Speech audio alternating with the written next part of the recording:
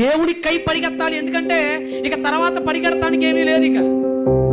ఇక భార్య వచ్చిందంటే లగేజ్ ఎక్కువ వచ్చిందని అర్థం. అదే కదా, లగేజ్లు ఎక్కువైపోతే ఉండే కొందే.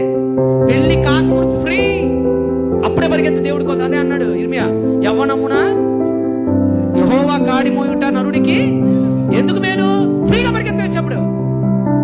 అదే పెళ్ళి అయిన తర్వాత ఒక మూట, ఏంటా మూట? మాటల మూట భార్య. తర్వాత ఇంకో 2 మూటలు వస్తాయి. ఎవరా మూటలో? పిల్లలు. ఇక పరిగెత్తలేవు. ఇక పైన సరుకు ఎక్కువైపోయిందంటే శక్తి తగ్గిపోద్ది కాలంలో. నీకు దేవుడిచ్చిన అతి శ్రేష్టమైన వయసు యవ్వన వయసు. 30 ఏళ్ల లోపల ఉన్న ప్రతోడు యవ్వనుడే.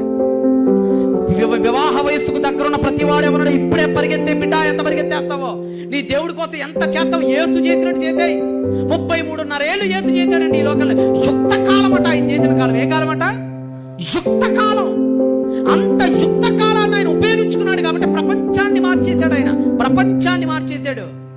ఏది 33.5 ఏళ్లలో ప్రపంచానికి రక్షణ తీసుకొచ్చాడు. 70 ఏళ్ళకి నిన్ను నువ్వే రక్షించుకోలేకపోతున్నావు. 33 ఏళ్ళకి ఆయన రక్షించుకోవడం కాదు, సకల ప్రపంచాన్ని రక్షించేశాడు ఆయన.